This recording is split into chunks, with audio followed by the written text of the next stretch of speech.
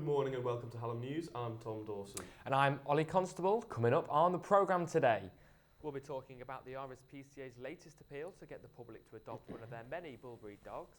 It's hats off to a local business that has set up a pop-up shop in the Winter Gardens to raise money for charity. We'll also be taking a closer look as to what Ponds Forge offers for fitness fanatics this summer. And join me at the city's archives as they prepare to open their doors to the public for the first time this year.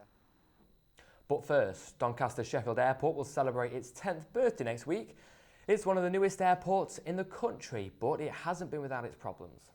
New routes are being introduced this year, as well as an investment in the roads leading to the airport. However, nearby rivals Leeds Bradford Airport is still passengers' first choice. Ollie Constable has been to take a look around. Small private planes are some of the only aircraft that are taking off from the runway. Today, just 3 flights will depart and land here. Matthew Croves is a private pilot who's based here at Doncaster. So yeah, it's a bit of a shame that it's not took off like it should have done. I mean, we've only taken probably 3-5 flights a day, if that, and then obviously the summertime gets a bit busier. So it is a shame because it's in the centre, it's in the heart of the UK, in Amsterdam and Belgium and places like that. We're just across the sea, so it's a lot quicker coming from here to other places. Up in the air, it's easy to see how they're trying to entice South Yorkshire's passengers. Heading towards the M18, this is the new £56 million link road that's being built to connect the motorway to the airport's front door. That will mean it'll take less than half an hour from the centre of Sheffield. And that could solve one of the airport's pitfalls. Right now, it's just not accessible enough. Despite this, 750,000 passengers passed through the terminal in 2014. The airport struggled to take off, consistently missing targets with passenger numbers and financially. In 2008, it was reportedly losing £1 million a month. Since then, the books have started to balance, but with monthly losses still at around £250,000, there's still a long way to go. This is partly down to competition like Leeds Bradford Airport just up the road, as well as East Midlands Airport offering budget flights to countless destinations. The airport's expecting 860,000 passengers next year, a 4-year high. So what impact does the airport have on the local economy? The impact of Doncaster Airport will be positive, both for Doncaster and for Sheffield. It'll create jobs in the tourist industry, and also it'll attract businesses to the major cities of Doncaster and Sheffield, especially its business parks. The future looks bright for the airport, with more flights beginning to land here, but only time will tell. The Sheffield City Archives are reopening this week for the first time this year. And our reporter Dan Chehi joins us now outside the archives. Dan, tell us more.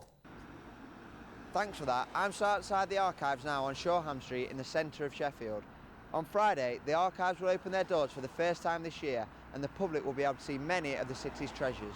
These include some of Sheffield's rare historical manuscripts dating from the 13th century, including the Market Charter from 1296 and letters from Mary Queen of Scots during her time in captivity in 1571. Places are free and the archives are open 2 to 4 p.m. on Friday. The RSPCA in Sheffield are appealing to the public to adopt one of their bull breed dogs after an influx arrived at the centre. Sam is a volunteer at the centre who has been looking after Donald since November 2013. Donald is a Staffy cross and was brought to the shelter by a dog warden after being hit by a car. Despite spending 3 years at the kennel, becoming the RSPCA's longest serving guest, the public have not shown any interest in giving him a home. An independent pop-up shop has recently opened its doors for 2 weeks in Sheffield's Winter Garden. The hat stand is a unique collaboration of 3 Sheffield-based designers who have created hundreds of handmade hats, aiming to raise money for brain tumour research. The public are invited to drop by the stall to join in with Wear a Hat Day, where they can be photographed wearing a hat of their choice. All that is asked in return is that people make a small donation to the charity. Now, Tom has been looking at Ponds Forge Gym and how their Get Fit scheme seems to be inspiring people in Sheffield. Ponds Forge is rapidly becoming one of Sheffield's most popular gyms, attracting a wide range of customers. With the state-of-the-art facilities, Olympic swimming pool and diving board, it is easy to see why athletes and fitness enthusiasts are so keen. It also gives families a great opportunity to introduce their kids to a swimming pool with a leisure pool and slide. Sheffield's biggest park will now host weekly 5-kilometre runs in an attempt to encourage more people to get active. The Graves Park Run in Norton has been set up by Activity Sheffield, with all ages encouraged to get involved. Whether you're a keen runner or just a casual one, the emphasis is all on keeping fit, as Activity Sheffield stressed it is a run and not a race. Our reporter Dan Chehi has more. Located in Norton, the Graves Park Run is one of many organised by Activity Sheffield, with over 200 people turning out every Saturday morning. The main aim is to encourage all ages to keep active, with many joggers stating it is a real community feel here that makes this run so special. It is a community, yes. People are very supportive. The marshals clap you, and most of the people know my circumstances now. So a big community here, isn't there? I think the nice thing that Parkrun particularly is for everybody. We do long distance sprinting and we do a lot of sports as well. No such thing as first or last place, it really adds to the communal feel here at Graves Park, and many who compete are weekly regulars. Yes, it's brilliant. Do you like it? Yeah. Yeah, you don't run as much as you used to, do you? Yeah, because I don't like running in the winter. I've done this one a few times, and I'd say this is my favourite one for Sheffield because of the difference in it. It's a bit hilly, you go around the corners, coming up through the animals. It's all comparative, I think. So for the past 6-8 weeks, it's actually been freezing. There's been a freezing cold wind, which is always more difficult to run in, whereas this morning it's quite still. Activity Sheffield organise many runs like this across the city, with the aim not on competing but on jogging. With 2 successful years under the belt, they hope to keep plodding along for many more years to come.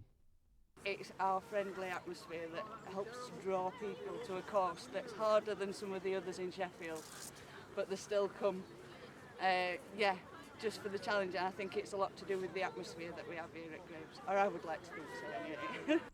Many have talked about the varying inclines here at Graves Park, but with it being the scenic route, it is a perfect attraction for both the advanced and novice runner. I'm Daniel Chehi, and this is Hallam News. And in sport, Championship side Sheffield Wednesday left it late to snatch a point from promotion chasers Bournemouth on Saturday. Matt Ritchie made it 2-1 Bournemouth late on with this brilliant strike, before Atinuyu was brought down in the penalty area,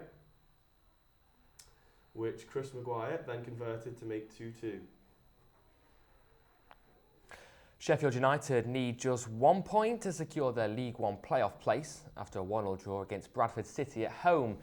Bradford salvaged a draw late on, but it took United not 1, not 2, but 3 attempts to get ahead when Jason Holt finally found the back of the net.